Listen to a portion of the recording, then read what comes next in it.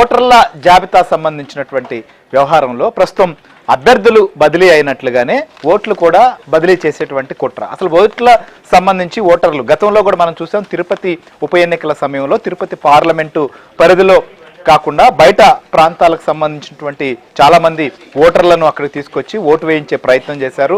So vote వేయించే దాని బూతుల దగ్గరకు తీసుకెళ్తున్నటువంటి పోలింగ్ బూతుల దగ్గరకు తీసుకెళ్తున్నటువంటి స్టేషన్ల దగ్గరకు తీసుకెళ్తున్నటువంటి వారిని కూడా ప్రత్యక్షంగా ఆపినటువంటి పరిస్థితి, పట్టుకున్నటువంటి పరిస్థితి, కంప్లైంట్ చేసినటువంటి పరిస్థితులు కూడా ఉన్నాయి. సో అప్పట్లో దీనిపైన ఏదైతే విచారణ చేయాలని చెప్పి కోరినప్పటికీ ఇప్పుడు దానికి సంబంధించిన దానిపైన కూడా చర్యలు తీసుకుంటున్నటువంటి పరిస్థితులు మనం చూస్తున్నాం.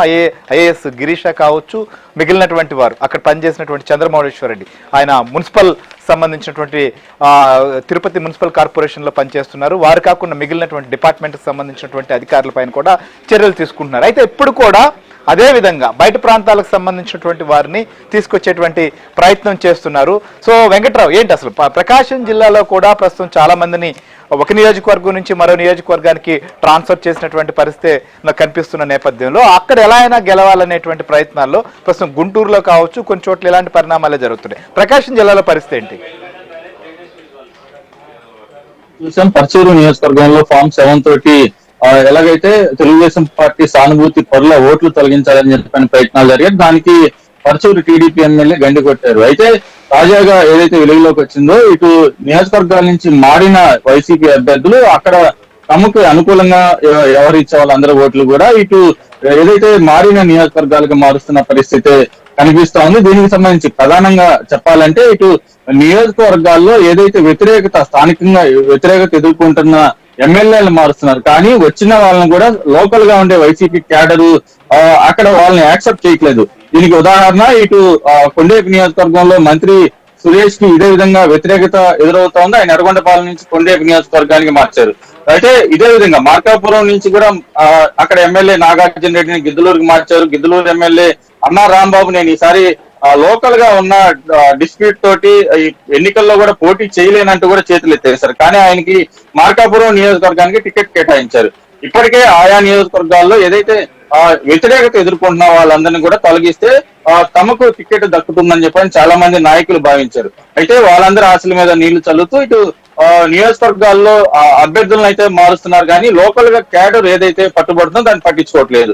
ఈ నేపథ్యంలో లోకల్ గా నియోజకవర్గాల్లో ముందుండి ఎలక్షన్స్ నడిపించాల్సిన మండల స్థాయి నాయకులంతా కూడా ముఖం చాటేస్తున్నారు.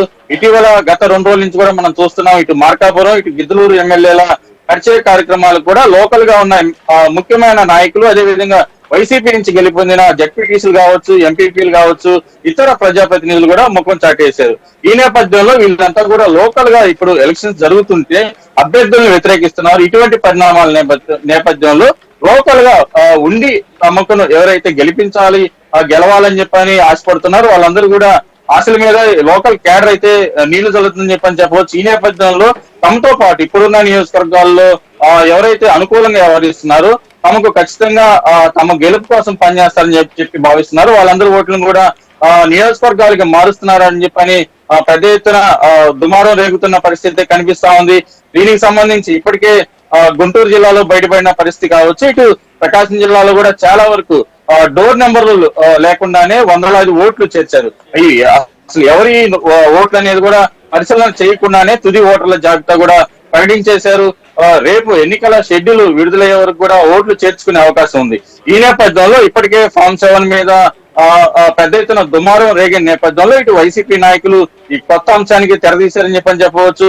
ఏదైతే నియోజకవర్గాల్లో ఇప్పటికే తమ అక్కడి నుంచి సిట్టింగ్ స్థానం నుంచి బదిలీ అయిన ఏదైతే ఎమ్మెల్యేలు కావచ్చు, నియోజకవర్గ ఇన్ఛార్జీలు కావచ్చు, వాళ్ళంతా కూడా తమకు అనుకూలంగా ఎన్నికల్లో ఎవరైతే పనిచేస్తారో వాళ్ళందరినీ కూడా తమ వెంటే తీసుకెళ్లి అక్కడే వాళ్ళకి ఓట్లు సృష్టిస్తున్న పరిస్థితి కనిపిస్తా ఉంది. శ్రీగారి గారు, ఎస్, మీరు అన్నట్లుగా సహజంగా ఏదైనా నియోజకవర్గానికి ఇన్ఛార్జీలుగా వెళ్ళినప్పుడు ఆ నాయకుడితో పాటు ముఖ్య నేతలు వెళ్ళడం, అక్కడ ప్రోగ్రామ్ పూర్తయిన తర్వాత